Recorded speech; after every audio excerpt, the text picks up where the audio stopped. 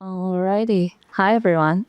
My name is Rima Musa, and I'm currently, there we go, an associate attorney at Goodwin Procter, which is a large international law firm, and I'm based out of the New York office. This is indeed a little sticky. Okay. There we go. Okay. So, punchline to the question I pose in the title of my presentation is AI a sword or a shield in the cybersecurity game? Surprise, it's both. I'm going to go through some of the threat landscape of what we're seeing with AI in the field, as well as some of the innovations in the defense space. Going to run through some stakeholders and then do a little bit of tea reading as for what's coming down the pike. So, as you can see here, there's a lot going on in this space. I could spend hours talking about it, but we don't have that time. So I'm just going to touch on a couple of key themes and examples. And if you're familiar with the cybersecurity field and some jargon, you'll recognize a lot of these key terms, especially the orange ones here on top: phishing, malware, etc. None of this is new. We're not reinventing the wheel for the most part when it comes to how threat actors are deploying AI, but really the key theme is that we're seeing the scale, the volume, and the sophistication of attacks really ramped up. So in the phishing space, we see the use of deepfake technology to both increase the sophistication of attacks and also targeting in the spear phishing context. And if you remember, in the headlines about a year ago in Hong Kong, there was a $25 million scam in which a company was scammed out of that money by the use of deepfake technology impersonating the CEO of the organization to approve a wire transfer. And as deepfake technology continues to get better and better and more realistic, it's going to be tough for organizations, even with training in place, to defend against these sorts of impositions on trust within the corporate environment. So we see this a lot in the business email compromise context.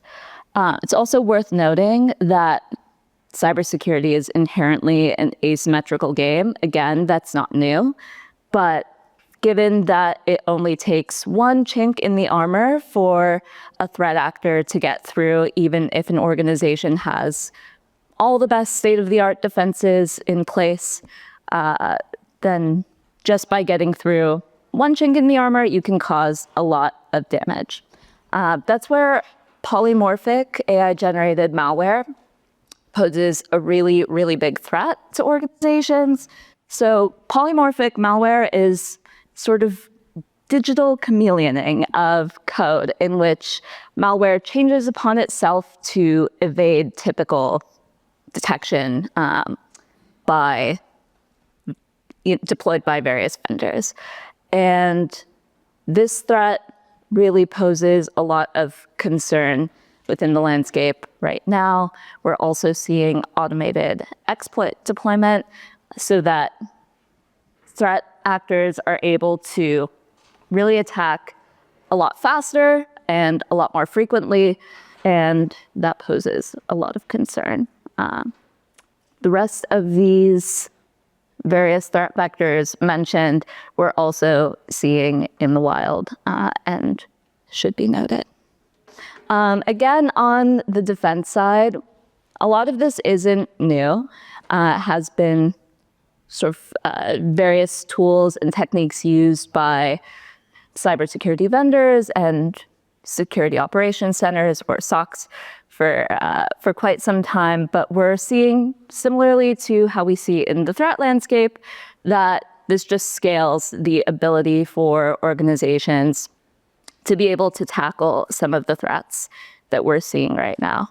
And in particular, this is really important because it allows cybersecurity teams to focus on some of the more strategic elements that go into cybersecurity defense, so that you're actually leaving a lot of the identification of bad code to AI. And anomaly detection is one of the prime ways that organizations deploy this sort of technology. So anomaly detection is basically like your classic AI categorization tool. It says, hey, here's all the code that we identify as good, not threatening, and anything that's not this good code, anything that diverges, anything that's anomalous to this is a little risky. It's a little suspicious. So we're just going to flag it and go through it manually and check it out. So we've seen that already deployed by a number of organizations for a couple of years, but its use is scaling.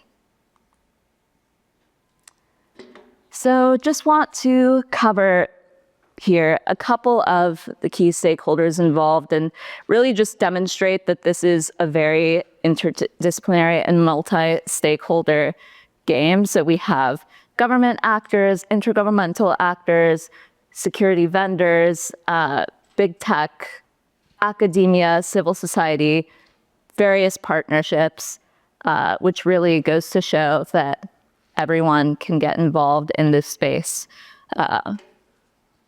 Yeah. So just to quickly touch on what might be coming down the pike. So as I talked about throughout this presentation, we really have an AI arms race within the cybersecurity field, as threat actors are using AI more and more to deploy threats and attacks against various organizations and individuals. Organizations are rising to meet the task with the use of AI itself.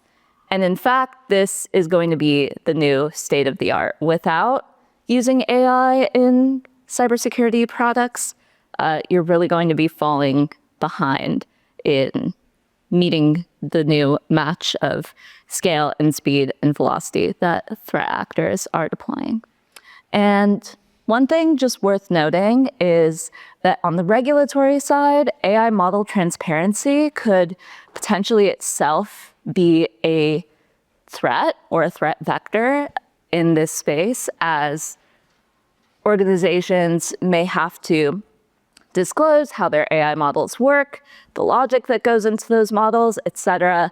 That is intelligence and information that threat actors could potentially use to penetrate into those systems. So that balance of security and transparency will continue to be an ongoing challenge.